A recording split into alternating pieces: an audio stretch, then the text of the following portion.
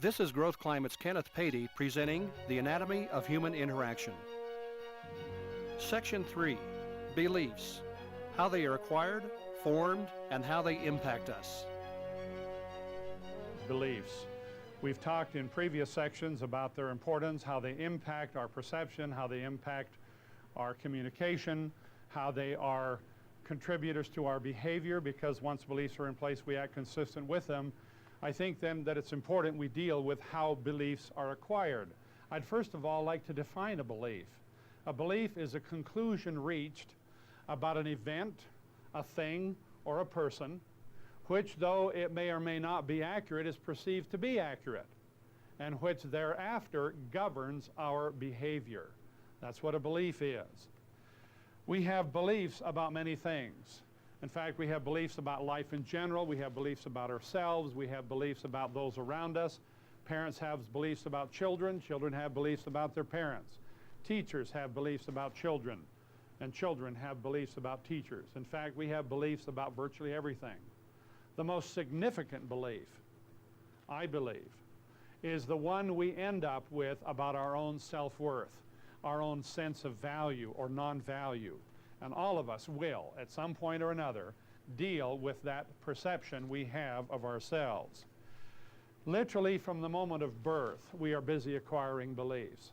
There is some indication, very strong indication, that the recording process for children actually begins at the 4-month mark in fetal development. Isn't that interesting? As soon as the hearing system is functioning, the baby's brain is busy recording. It records it all. In fact, one of the most exciting pieces of information I read a number of years ago said that for premature children, premature babies, the most challenging thing they have for them is the ability to get that child to thrive, to grow, to combat the weaknesses or the flaws in the physical development. And one of the experiments that was done was to take a tape recorder into the home of the birth parent and to place the microphone on the abdomen of the mother from about an hour before waking time, and then to record everything that occurred after she woke up, the process of getting ready, showering, hair drying, everything, putting on the makeup, listening to the morning music, the conversation with her spouse or family, and then afterwards to take that recording and play it in the incubators of the preemie. And those for whom that was done, the child thrived, and the developmental process of repair and growth to completion occurred much more rapidly. So here a child in a premature state has been hearing that process. You want to know what it's like to know what your mother sounds like? Put your hands over your ears and say something, and then listen. Do it right now. Just say something. Talk to yourself, but with your hands over your ear, and that's a little bit like what it might be underwater to hear those processes going on in that little premature child. Sometimes people say, well, gosh, we had fine with all of our children, but we adopted one, and I don't know what in the world was wrong here. This child is such a contrary child, and somebody will say, well, it was just born that way. Well, the question would be, where does that little child get its reaction patterns? We know, for example, that a baby born of a crack-addicted mother will go through what? The withdrawal symptoms. The second that child is born, you've got a full-fledged drug-addicted baby. In the same way, the child will pick up the emotion of the mother. And what accompanies the emotion? What is released into the system? A chemical. So when the mother becomes very emotionally uptight, perhaps in a very frustrating, force mode, abusive, domestic violence kind of a family, if the mother goes through an awful lot of emotional pain, even if it isn't physical violence, but emotional violence, the second the mother experiences a chemical release, so does the baby. And so the child will pick up, not necessarily words, but will have recorded the physiological responses and the same emotion as the mother. Well, let's talk about our beliefs. I believe that each of us at birth has beliefs in our own innate high self-worth. We have an indomitable drive to learn. Have you ever watched little children fall down? What do? Get right up. Now, if the fall is something kind of trauma-producing or hurtful, it might retard that process a little bit, but there's an indomitable drive to learn and to grow and to experiment. It's all there. It's innate. I believe that that high self-worth, but for the impact of congenital defect or the impact of buffetings, negative put-downs, and harsh environment, will stay intact. We have beliefs also that are transferred. We sort of pick them up almost by osmosis. We learn what it's like to be in a particular family, what this family does or does not do. We learn what beliefs fit in our society or our culture. We have beliefs about life in general. We also have beliefs that we acquire as a result of formal instruction.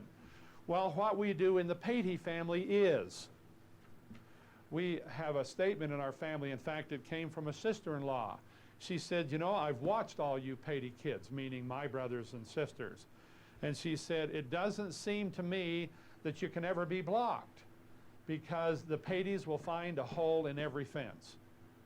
Back them into a corner, they'll always find a way out. That's a family belief system. That belief system is transferred to my children. There's not a thing my children are afraid to risk at. Now, I'll tell you, when it comes to four-wheelers and things like that, I wish they had some fears. It's been interesting to watch my own processes as these kids ventured out in trying to learn. The belief acquisition system that is the most interesting and has one of the greatest potentials for backfire are beliefs that arise out of something called drawing closure. I want to do something on the board and invite someone that would be willing to take the part of a 5-year-old and do a little game here with me on the board. Okay, thank you very much, Miriam. I'm going to start to draw something, and when you know what it is, Miriam, I'd like you to say stop, and I'll let you finish it, all right? Stop. That was interesting. Let me try another one. How about this one? Stop. Okay, I'm going to do a third one. Stop. Thank you. Can we give her a hand? That was an awesome job. Now I want to ask you a question, audience. What occurred here? Distance shortened. The time shortened between the time I started drawing and she said stop. Now it could be, this one could have been what? Triangle. Could have been a triangle, but typically that's where it ends up in our little books, isn't it?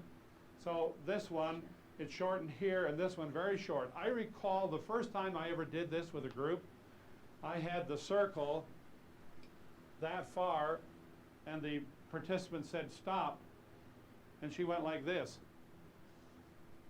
That's good. That little smirk.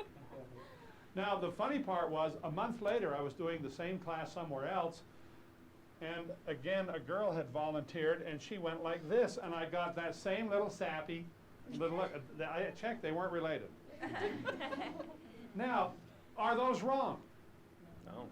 Not if the object is to get from here to here, or from here to here. But so often we as parents or teachers or bosses think it must be done a particular way we have no tolerance for. And it's maybe because we haven't given instruction enough for them to know what we really wanted. But if the object is to get from one point to the other, they completed the task, just differently. Is different necessarily wrong? Not necessarily. However, in some environments, unless it is precisely the way, the stressor, and that's a new term I'll refer to again in later sections, unless if that person is a stressor, then there comes an automatic response to that individual for incorrect closure. Now I want to say that closure is an automatic part of the learning process. It's in children. It is that piece of the mind wanting to make sense of what it sees that causes us to draw closure. Let me give a couple of cute examples. One spring, after the snow had melted near our back fence, my two little boys, who were then 6 and 4, came to me with 2 remnants of these plastic balls with the fluorescent swirls. You can buy them all over the country in the spring, in grocery stores, in these big wire cages. Oh, Mommy, can I have one of those? You know, they're like about 99 cents or $1.19. And they came to me with what was left over of the 2 from last year. One was deflated and literally mud covered, sort of. Didn't want to touch it. And the other one looked like half of an Easter egg. It had exploded, and there was the remnant of the other one. And these two little hopefuls said, Daddy, when you go to Macy's, can you get us new ones? And being that that was such a wonderful gift of great expense, I agreed readily. And I said, next time I go to Macy's, I'll buy you new ones. Daniel piped up and he said, Dad, you'll have to get them at Allen's because Macy's don't have them anymore. Aaron now draws closure. He said, yeah, Dad, you'll have to buy the new balls at Allen's because Macy's gave all their balls to Allen's. Now you see, did they? Not. Now I could say, look, you stupid kid. That wouldn't be very good. That's a very de-affirming, invalidating kind of thing. I could teach him, though. I can do something about filling a knowledge void by giving him some information about stock that you don't want to hold on to over the winter, stock that won't sell. So they reduce the price in the fall, get rid of it. Allen's, whether they had some left over or not, doesn't really matter, but they had the first supply. So I taught Aaron a little lesson in marketing. And about a week later, Aaron says, Dad, you're absolutely right. They have them at Macy's now. Well, see, the stock was now out on all the stores. We're starting to have them. The next little piece of closure came from the same little pair. One night, my wife was going to be gone, and she said, Ken, the boys willingly get into the tub every night, and they bathe, but they just don't want their hair shampooed. Would you please shampoo the hair of the boys when they get finished with their bath? I said, I'd be glad to do it. They don't want soap in their eyes. Well, what kid does? And so I got them in the tub, made sure that they were soaped and lathered nicely, rinsed off, and then I said, time for shampoo. And I took the oldest child, 6-year-old Daniel. And I got him all shampooed, and I had a pile of foam on his head about this tall. Just this nice little neat pack of, looked like snow. And I said, how do you like that? And he stood up and looked across at the mirror in the bathroom. And he laughed, and we got it all rinsed off with no soap in his eyes. And Aaron says, do me, but no soap in my eyes. So I did him. And the soap was piled on his head. And I said, you want to see? And he said, yes. And I picked up this little naked body, and I turned him so he could face the mirror. And he looked at it, and he says, that is really funny. Wash it off now. So I washed it off. And the second it was all rinsed off, no soap in his eyes. He starts to do this little routine. What's that mean, mothers? I need to go potty, all right? Didn't think you were going to hear that in the seminar, did you?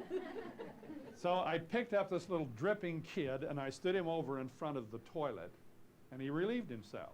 Normal. But all of a sudden, he says, Dad, look at those bubbles in there. Do you know where those come from? You see, you had all those bubbles on my head, and they went right down through here, and they come out there. Now, that's closure, isn't it? It's taking a tiny piece of information and then reaching a conclusion, which may or may not be accurate, but he thinks it is. And so he's finding ways to explain his universe. Well, what you have to do is interrupt closure.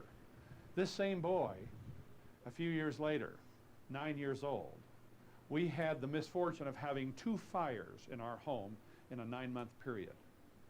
And in both cases, I whisked the kids out the front door with their mother, and she took them out to the street, and they were watching the fire from the van.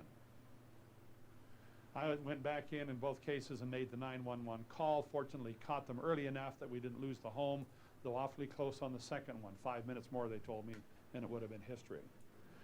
Aaron was sitting out in the van with his mother, and out of his mouth came the statement, Mom, how come every time we're having fun, something bad happens? Now you see, he's then drawing closure, isn't he? What would you say to a child who said that? Well, I don't know. What would be the logical way to refute that? That's not always true. Help him express a time he had fun when it didn't end this way. If you say that's not always, well, yes, it is. You see, and you'll learn quickly that that one doesn't work. But what you do say to the child is, can you think of the time we were at such and such a place? Was it a good time? Were we having fun? Uh-huh. Did something bad happen after that? No. What about such and such? And what I am doing in that process is I'm drawing the circle. What about such and such a time? And they complete the circle. and realized that this one doesn't match. It wasn't a bad time. And then he said in a course correct, well, I guess every time we're having fun, there isn't always something bad that happens. See, you course correct it. But you don't want to put the child down. You want to cause the mind to stretch so that it can see and make that course correction all by himself. Incorrect closure, drawing closure in its negative sense. If you'll turn to page 5 of section 3, let me have you look at points 1, 2, and 3 in the middle of the left column. 3 characteristics must be added to complete the definition of drawing closure. Number 1, the emotions of those who draw closure are almost instantly hot. I'm talking now about an adult. Anytime you find somebody who shifts and is instantly hot, angry, frustrated, or emotionally uptight about something in a split second, it's usually closure. If they are prone to act on their assumptions immediately, the second something occurs, they're busy acting. They've drawn closure. They also tend to be very resistant when their assumptions are challenged. They just don't like to be challenged on their conclusions.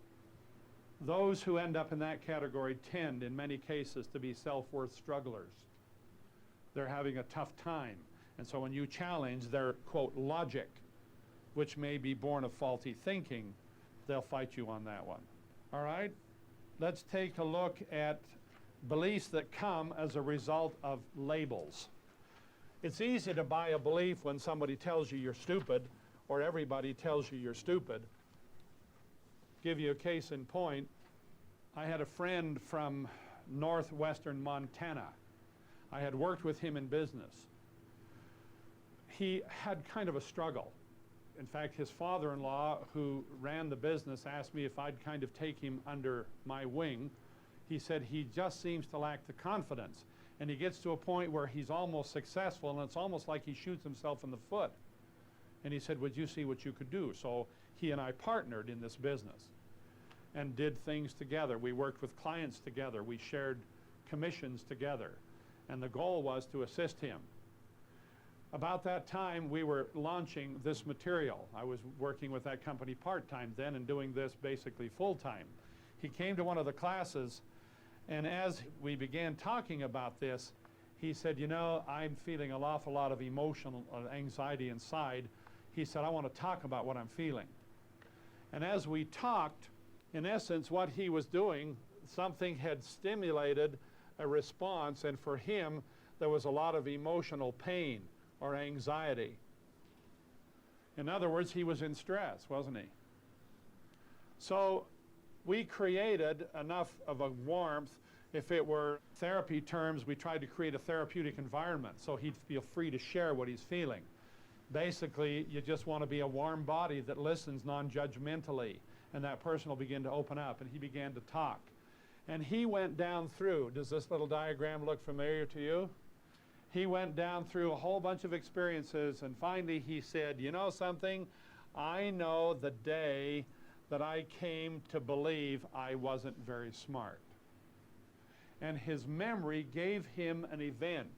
And the event, which arose for him in the formation of a belief as a result of closure, not only on his part, but his brother, had impacted his behavior clear to age 38, which he was at that time. He was playing on the school ground, and somehow in the romp and play of the school ground at recess, he fell and hit his head on a rock. It obviously isn't one of our manicured school grounds that has all hazardous things out of the way, but he hit his head on an outcropping of rock. What happens when you get a scalp wound, even though it's superficial? You bleed like crazy. And blood was flowing down over his face. When blood flows over a face of an adult, it's scary. And for this little kid, he couldn't even see because blood was going down over his eye. The teachers were called. The nurse bandaged him up, took him home. He had 9 brothers. And they came hustling home after school, running in to see how their brother was doing, this little 3rd grader. And they went in and said, is he okay? Is he okay? Yeah, you can go see him. He went in, and this one brother said, boy, you're really lucky. You'll be lucky if you have any brains because most of them leaked out on the rock. Now, who drew closure? The boy who watched the bleeding on the rock. But who bought the belief? This young 8-year-old boy bought it. and that had impacted his capacity to work and to be successful as an adult. Something bought as innocently and as easily as that one. Now, if the parents had heard that, they would have said, now let's talk about different kinds of wounds and what happens and where the brains are, and was the head cracked, or was this just a superficial cut to the head? So here this boy, now a 38-year-old adult, looks at that event, and the belief that he bought that most of my brains leaked out on the rock, is that an accurate belief? No, it is a warped belief based upon the closure of the one who now labeled him as not having enough brains. One last example. This is an unspoken label. True story of a 5-year-old boy. The mother reported the story to us. The boy had come home from having spent a full day with grandfather. He'd gone with his grandfather at 7:30 in the morning, came back about 4:30 in the afternoon, and as the boy came in, he perched himself kind of in this posture on the edge of a stool in the kitchen like this. The mother, seeing him, asked the boy what was wrong. And he said, and I quote, "Mom, I just can't seem to get the hang of this life." And this was a comment, obviously an adult one, coming out of the mouth of a 5-year-old. So the mother inquired of the grandfather what had happened. Your diagram, by the way, for this one is on page 8 of section 3 if you'd like to turn to it. Here's this little 5-year-old. He was trying to put his shoelaces on, and grandfather becomes a little bit impatient and says to the boy, verbal message, "What is this? 5 years old, you can't even tie a shoelace yet?" Which interpreted as what? Dummy. I submit to you that any message that has a readout of dumbness has an immediate downward impact on self-worth. I said as we started that everybody has a belief in their own innate high self-worth. I believe that is true for every child that is born, again, but for congenital defect. And only as that is hammered at by inappropriate interaction by parents and peers and teachers and others does this begin to change. Now, this story is a true story, but I'm going to add 2 other true stories and make it as though it's one. By the way, Grandpa's verbal message, positive or negative?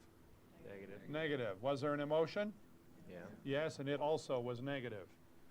Let's say this father comes home that night and the boy spills his milk at the table, and his father says, "That's the 3rd time you spilled your milk this week. Can't you hang on to anything for Pete's sake?" Which interpreted is dummy. And now he has not only grandfather's validation for low self-worth, but he has another piece of validation from his own father. Unwittingly done, but done. Now the next day at school, walks into kindergarten class, loves his teacher, loves kindergarten. The teacher says, "Does anybody know the answer to this question?" And she asks the question. Up goes his little hand. He answers it incorrectly, and the teacher said, "Now, sweetheart, that was a nice try, but that's really incorrect." Students, how many of the rest of you, if I'd called on you, would have known the right answer? There are teachers, sadly enough, who do that. It is intended to be a way of motivating a child, that if they're a little bit embarrassed this time, that next time they'll be prepared. Little do they know that on the heels of other similar events, that teacher is providing another validation for low self-worth. How many pieces of validation does a child have to buy a belief of low self-worth and consider this one no longer valid? It may even be one single event.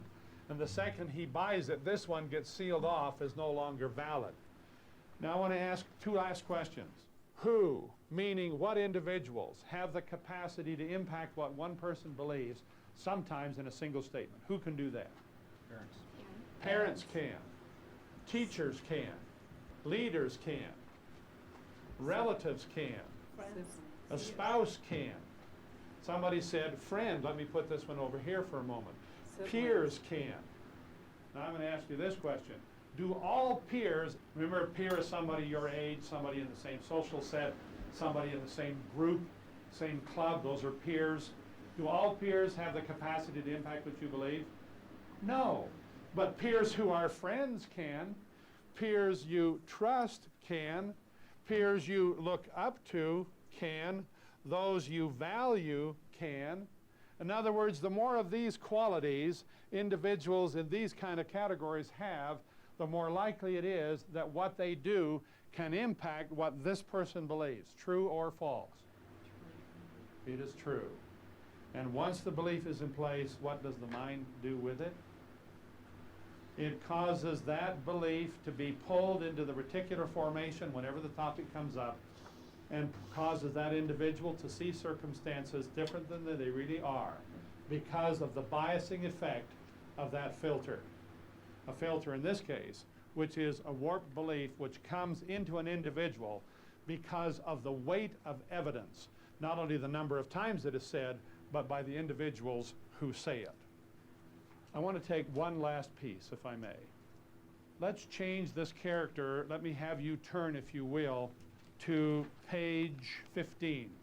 Bear with me as I take the same circumstance, same belief system, and switch characters. This one is an 11-year-old girl meeting her school teacher for the first time. And this girl has a self-worth struggle. How many of you can detect a self-worth struggle in other people? Maybe not always, but if it's hanging out there quite a bit, you can detect it. If you've got any kind of an antenna system, you'll pick it up. This child walks in, the teacher picks it up, becomes a little bit annoyed because they'd already balanced the weight of a challenge that the children would have for teacher load. And now this is the third child added to her already agreed upon class load who appears to have a struggle. This child, without saying a word, a nonverbal message, sends the message, "I'm not worth much," to the teacher. If the teacher detects that, which she probably will, she could walk up to the child and say something like, "Why, I am so pleased to have you in our class. We have a wonderful class. If you ever have a problem, you come and talk to me, okay?" You feel comfortable with that? Not. If the teacher is thinking this, that message, the teacher sends back to the child the same message of low self-worth. Not the teacher's assessment, but the reflection of the child's perception of self. What does the teacher need to do? Needs to remove that process that permits it to be resent back. This isn't mirrored response, but you need to remove the net effect of there being a mirror. And what the teacher needs to do is the same thing we do in martial arts. If somebody comes at you with a blow, what do? Do you meet that head on? What do you do with it? You either step away or do what with my fist? Redirect it, divert it. Remember in the movie Karate Kid, he wanted to learn from Miyagi how to defend himself. And all he got was this terrible task of scrub of the floor, sand of the fence, sand of the fence. What was he building into the kid? The body movement and the building of strength for deflection. Kid didn't know it, he was very frustrated. What the teacher needs to do is the same thing. The teacher needs to look at that circumstance, and we think quickly, rapidly. It's a rapid response, nanoseconds, if you will. And the teacher can say, "I don't know what it is about this child, but for some reason or other, I sense a self-worth struggle. I will not invalidate that child." And so the message goes like this. "You know, I don't know you and you don't know me, but I want you to know that we really have a neat class. And if there's ever a problem or question you have, would you come and talk to me?" Would you do that? Will the child sense that? Yes. Remember in the model of how the mind works, is the message I sent to that child of value? Yeah, but everybody says that. Teachers are supposed to say it. Was it a threat? Absolutely not. What was it? It was unusual because the child will actually feel it. Here's what happens. The child still has the belief of low self-worth, but this one back here is dormant. And the child says, "Oh my goodness, this teacher seems to like me. Ah, but she doesn't know me very well," slam. And she will close the door. What are our challenges? Parents, teachers? Crack the door. They'll slam it shut. Crack it. They'll slam it shut. But at some point, with the consistency of value, the consistency in affirming the worth of that individual, adult or child, that door will crack back open. And the child is then free at that point to form a hypothesis about what it is. Maybe I am not a dummy, because no matter what I do, that teacher sends value to me as a human being. Maybe I'm okay. And as soon as that occurs, then circumstances where the filter of low self-worth would cause them only to see what they believe about themselves, they will be able, because of the effort of another individual, to crack that filter, be able to see the possibility that maybe they are not dummies.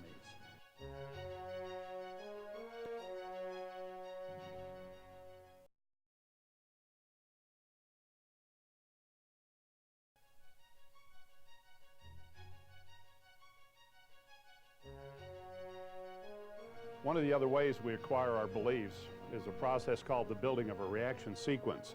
If you'll turn in section 3 to page 11, we have a diagram. I'm going to actually put it on the board a step at a time.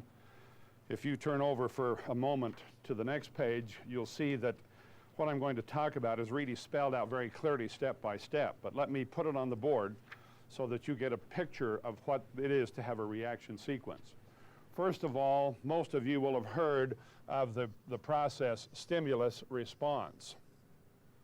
Something happens, a triggering mechanism of some kind that you have in you triggers a reaction. It's very interesting when you talk about stress, because an item that will trigger your response, you may not even be aware that it was a trigger, but all of a sudden you're reacting somehow. Something is said, you find yourself very emotional. Let's talk about how those sequences come into play.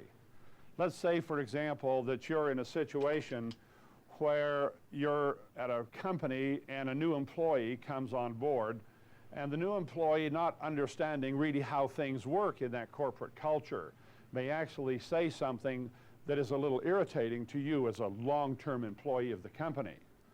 And so the stimulus will provoke in you a thought. And you may say to yourself, that was kind of a rude or inappropriate thing to do. I wonder why he did that. Well, he's new. And I guess he just didn't know we don't do that here. And so you say, I'm not going to let it bother me. But since nobody says anything, he'll do it again. So the stimulus again leads to the thought, here he's done it again.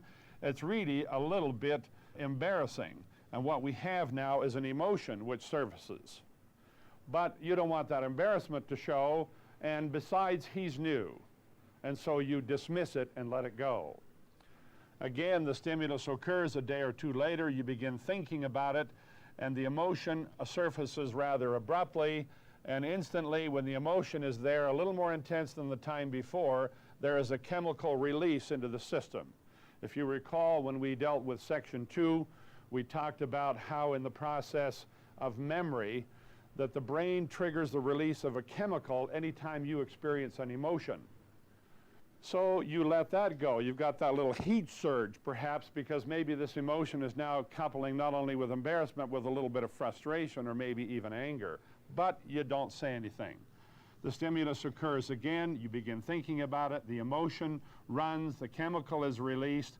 And along with the chemical, because it's released sufficiently this time, you have body language.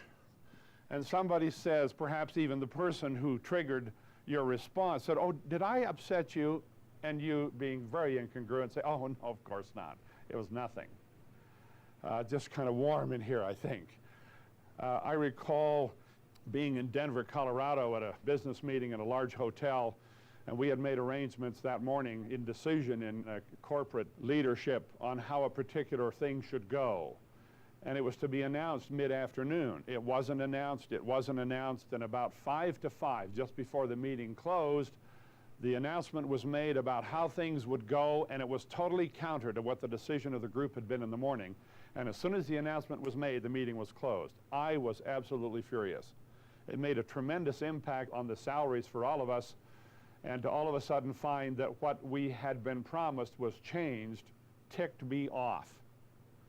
And as soon as the meeting was finished, droves of people just crowded up to the front of that conference room. I exited and went out into the foyer. And I guess my feelings weren't masked very well, but I thought, who in the foyer is going to know anyway? And somebody said, are you upset? And a gentleman who was with me, also from this state, said, just a minute, I'll check. And he walked around behind me and he said, yep, he's ticked, the hair's standing up on the back of his neck. See, he knew me. He knew what my body language was, and I guess it was showing out here too, but I wasn't trying to hide it anyway. I didn't let it show in the conference room, I don't think, but it certainly showed out by the elevator. So your body language will show. And that's a little difficult to mask, particularly if this chemical is strong, because it's the chemical that stimulates the body response. If you're one who, when you get angry, your face gets red, pretty hard to control that because it's a chemical response. So again, nobody really saw it in the conference room, so I haven't had to deal with it, if we're coming back to this story. The new employee then triggers it again, the thought comes, the emotion is there, chemical is released, body language shows, and now you are at that next stage where you're beginning to think about what you'd like to do to this jerk. And the thoughts may go, I don't understand this, how can he be here this long, and I'm probably not the only one he's done this to. And he is probably doing this on purpose. I wonder if that's the case. And what you're doing right there is kind of shifting to a hypothesis. This thought causes you to wonder about it, and you are in the process of formulating a conclusion. If after a while, and this stimulus occurs, and we go up through that sequence again, this hypothesis changes to a belief, the next time it occurs, you'll just deck him, if that's the way you deal with problems. Because the stimulus, after this belief is in place, goes instantaneously to the response pattern, and since beliefs are authorizers of action, you will instantaneously respond at the moment the stimuli occurs. Here's how you can tell if a reaction is in place in yourself or someone else. Have you ever noticed that a person can go from one emotional state to the point of being an absolute raving lunatic in a split second's time? Or go from a state of calm to absolute tears, you fall apart in one instant? That is a reaction sequence.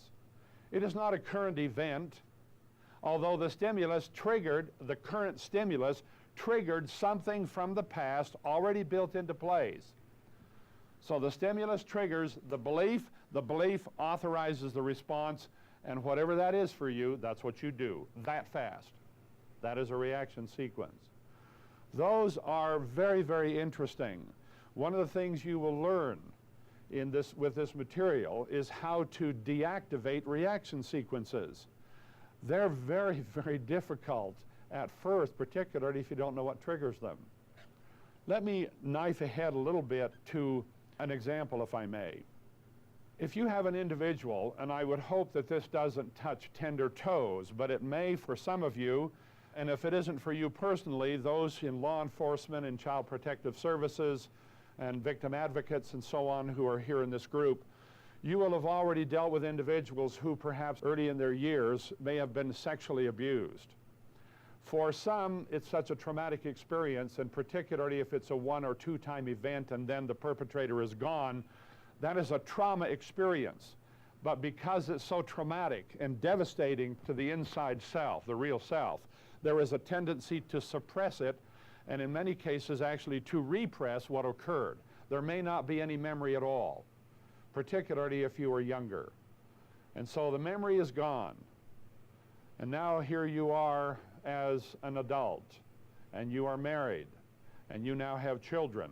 And if this hasn't been triggered already, it's about to be.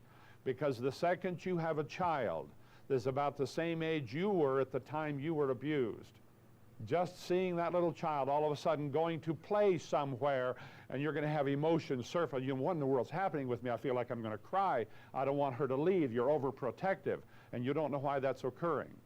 Sometimes the report of somebody else being abused, if it has anything similar to what happened to you as an earlier victim, will trigger a response. And the response will include the emotional reaction. It'll include the chemical release, because the second the emotion plays in you, there will be a chemical release into your system. So sometimes, out of the blue, in the middle of a meeting, in the middle of a vacation, you will find a response triggered in you, and you may be fretty, you may be tearful, you may be frightened. And it occurs that fast at the presence of a stimulus you may not have expected. You may not even know what triggered it. Those are reaction sequences. The last segment we do, as we finish up this course, will be in dealing with reaction sequences, how to deactivate them and figure out what it is that is the mechanism that allows all of that to occur. Remember again that once the sequence is in place, you no longer run up through the chain. You go instantaneously from the stimulus to a response.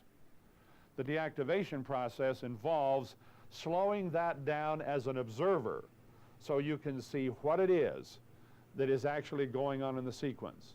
I think you will find reaction sequences are pretty much a part of any repetitive kind of behavior, any unexplained kind of behavior, any reaction that occurs and you don't know why.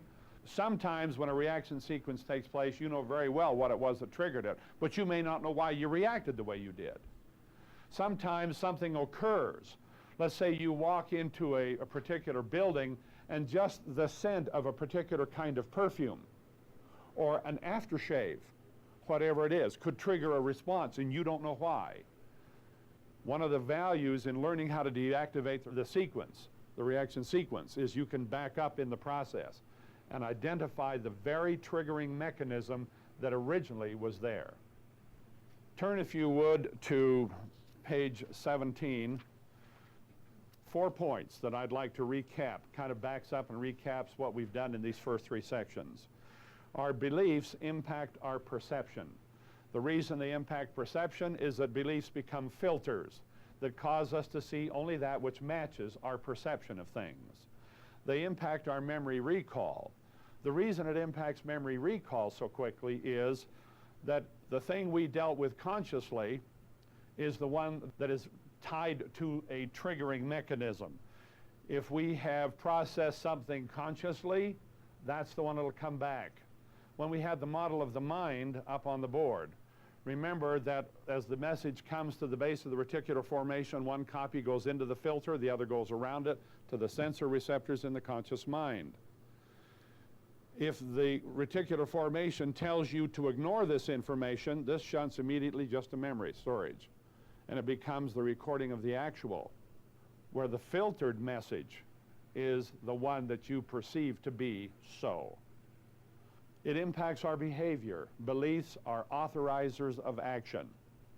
Lastly, beliefs impact our communication, because beliefs are the power source beneath what we say. Our beliefs fan the emotions that are in us, which accompany then the verbal message. On page 19, we have a very interesting diagram. What we have are 2 models of the mind. What you have in your manual is this diagram and the same one reversed below it. So this is the mind of one individual, this is the mind of another. If we were to take these and put them on an angle this way with the little lines for sensor reception in the middle, reticular formation, memory banks, and conscious mind, let me describe a very interesting experience. This experience was preceded, actually began, with a family course I was doing in a large western city. And I had a gentleman come up to me at the break and he said, "Do you ever do this for corporations?" And I said, "Yes, I do." He said, "I'd like to talk to you. I think that even though you've been emphasizing family, there are clear and obvious applications to my company. Would you come and present to us?" 3 weeks later, I did the full course of 16 hours for his corporate team of 23. Then I was on retainer for that company once a month for a year. And at the end of the year, he said, "I think we've got this thing running so smoothly, but periodically we have new people. We'd like to have you come continually, but once every other month." And about 3 months into that second year, third presentation into that second year, I got a call the night before. And he said, "Ken, I need to impose on you if I can." And I said, "How can I help?" And he said, "My wife and I have been embattled for 6 weeks." And he said, "We are having such a tough time, I'm afraid our marriage will end." And he said, "We're supposed to leave Thursday, the morning after we do this training tomorrow that you're coming to do. And my wife said that if your wife will come, she will talk." And he said, "I think if we can't get this resolved, instead of Thursday being the beginning of a second honeymoon for us, it may actually be a sit-down, drag-out about how to divide our material goods. I don't want that. Can you bring Sharon?" We arranged our schedule. I took Sharon with me the next day. I spent the full day in training with his team. And then we ended up in the corporate office afterwards visiting. The setting was like this. Here were the windows of the corporate office. I was sitting next to the window, almost the end of the conference table. He sat at the end of the table. His wife sat out there about 4 or 5 feet, my wife 3 or 4 feet from her. He carried the conversation. Let me give you the body language of this lady. This is a lady who, by the way, was normally very, very social. The kind that if you wanted to have a party and make sure everybody was taken care of, nobody was missed, nobody could possibly be slighted. This would be the lady to be there, to just orchestrate and make everybody comfortable. She was a beautiful lady. Anyway, she sat in the chair very much in this kind of a posture. No eye contact, no conversation. She wasn't part of it. Her husband began to talk, and he said that they had been fighting, as he had said on the phone, for 6 weeks. He said, the problem occurred for me in its most serious form Monday night. He said, we were having the worst argument we've ever had. We were shouting at each other across the room. She was screaming at me, all her anger, her accusations. And he said, in the middle of that shouting match, the phone rang. And she got up out of her chair, she walked across the room, shouting all of the way about what a jerk I was, and she put her hand on the phone, and the second she put her hand on the phone, she quit talking, picked it up and said, hello. Oh, hi, Sue, how are you? Yeah, that's right, we're going Thursday. Oh, I know, but we'll be back in a week and we can get together. Oh, I'd love to go to lunch. And on this conversation went. And as it finished, she said, I appreciate your call. Let's get together Thursday and go over to the restaurant, have a bite to eat, and we can do some shopping. Oh, I look forward to it. Thanks, dear. Bye. Click. And he said, the second that phone went down, she turned to me and she said, now where were we, you jerk? And he said, I realized in that instant that my wife was a hypocrite. And he said, I had never known that about her before. And I said, maybe she's a hypocrite and maybe she's not. And for the first time, this lady brings her head up. I said to the husband, let's take a look at what happened here. Let's take a look and see if she really is a hypocrite. So remember, if we have the two diagrams, this model twice, I said, while you are talking to each other, all the beliefs she has about you are down here in the filter, and they're impacting everything that occurs. Everything you say to her passes through those filters about you, you jerk, and everything she says to you passes through those filters. You, on the other side of this, have the same thing occurring. You have all your beliefs about her. And he had listed to me the things that he said she believed about him. He listed 5 or 6 things. And he said, and she's really right on some of those. Some of those aren't true, but that's what she believes about me. And I said, so while you're talking to her, the beliefs you have about her are down here in the filter, and now you've added another one called hypocrite. But maybe she's not. So let's walk it through. You're having this wonderful argument. She is zapping you verbally, shouting at you, cussing at you.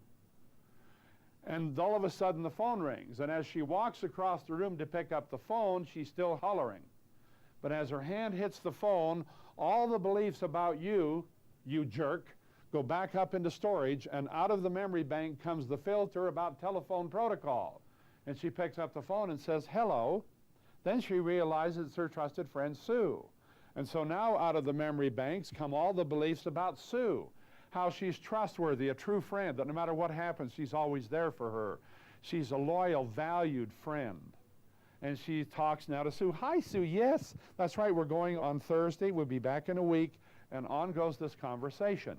And when she's finishing, she says, well, thank you so much for calling. I'll see you next Thursday. We'll go to the restaurant, have a bite to eat. Thanks. Bye, dear. Click. The second her hand goes back on the receiver, into storage go the beliefs about telephone protocol, about her trusted friend Sue, and now back out of storage come all the beliefs about you, you jerk. And she carries on with the conversation. He said, oh my gosh. And she said, oh. And then he said, could it be that some part of our experience 6 weeks ago has placed a belief in my mind and maybe hers about each other that's causing us to see each other differently? I said, what do you think? He said, I think so. Could you work with me? And so Sharon pulled up a chair knee to knee with him and gave him the opportunity to talk. And as he began to talk, again tying back to the diagram we've used since the first part, here was the stress point. And he began to talk. He began to R&R. R&R isn't rest and relax in this situation, it's rant and rave. But the rant and rave was a little subdued because he was sensing maybe there's a reason here. And he started. It took about 45 minutes, and he hit a belief, and he said, my gosh, that belief went in 6 weeks ago, and it's been governing everything I've done for the last 6 weeks. And he had the most sheepish look on his face. He said, that belief is absolutely in error. That isn't her. That isn't what she was doing. And he looked over at her, and I could see in her face hope. And he said, I'm embarrassed. And out of that, she said, Sharon, can you work with me? You don't ever want to ask my wife if she'll work with you. You've got to have her right in your face. She'd be right there knee to knee, but with such warmth. And this sweet lady began from that stress point, went down and accessed a belief that she had bought 6 weeks earlier, and now she is sitting there with that same kind of a silly, sheepish look on her face, and his eyes were watching her that entire time. Her eyes turned and lifted toward his, and then they dropped, and then they looked at each other. And something magic was happening between those two, where all the bitterness and the anger and the harsh feelings and the hurt had disappeared in both of them. Gail said to me, is anybody hungry? I am. And I said, I won't fight that. And we went to this neat restaurant. It was fun to watch them as we walked down the hallway to the elevator, their hands almost touching. As they came out of the elevator, their hands were clasped. And we walked across the street to the parking area. They held hands as they walked. And as we sat in the restaurant for about an hour and a half to eat this gorgeous meal, steak hung over the edge of this oval platter. It was wonderful. We had a wonderful visit time. And as we walked out to the parking lot to the car, out of the restaurant, his arm was around her shoulder. Hers was around his waist. And they were talking together with warmth and the tenderness I had always seen in them in the year and a half I had known them. They went to Hawaii Thursday morning, that very next morning, and had their second honeymoon.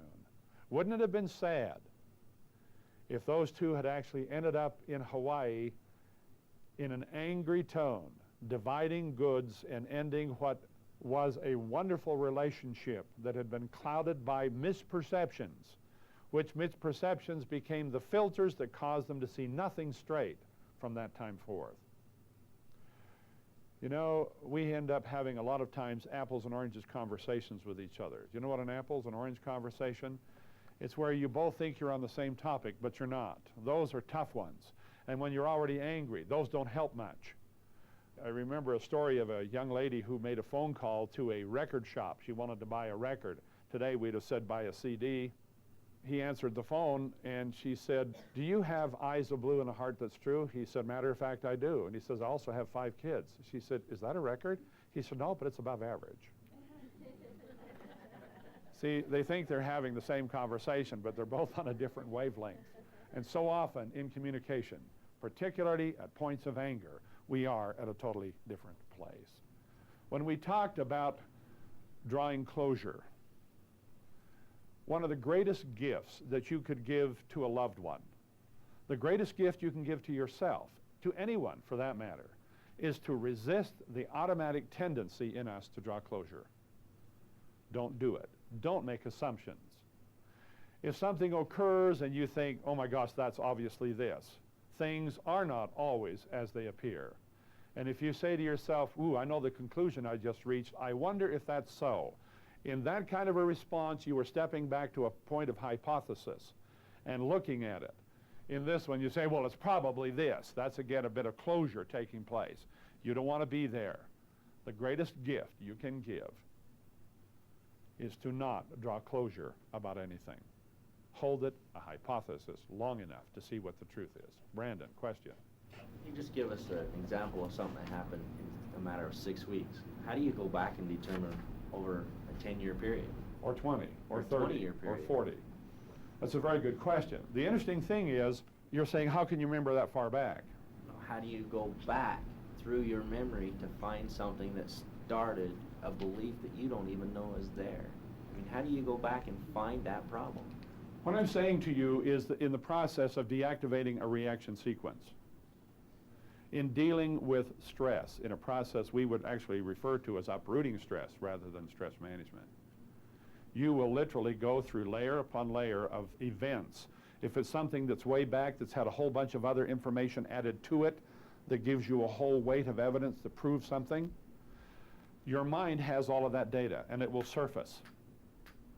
The interesting thing is that side by side with those events in memory are the other side of the coin. Remember, the mind makes how many recordings?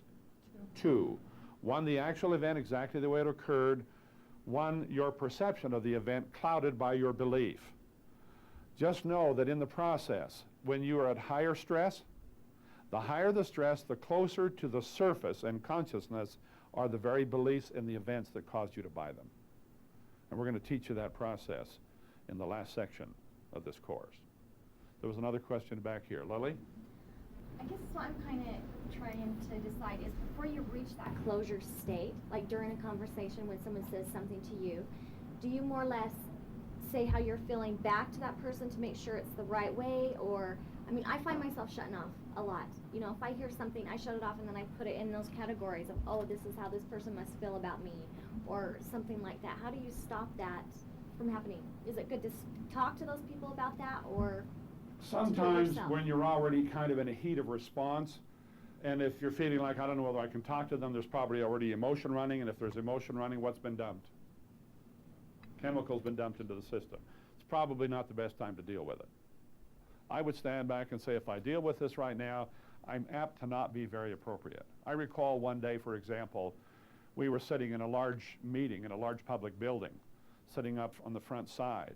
And I glanced back and a gentleman walked in clear across. He's about the farthest away from us that you could ever see in this conference session. And as I looked at him, I thought, that jerk. And I instantly remembered some things that he had done that adversely affected a couple of my children. He was very, very inappropriate. And I turned back and I said to my wife, guess who just walked in? She turned and looked back, instantly spun around, and I saw the pain on her face. And when that pain surfaced, I just thought, flip him. I had an instantaneous reaction of anger against him. And within about 10 minutes, that meeting was over, and I exited the door.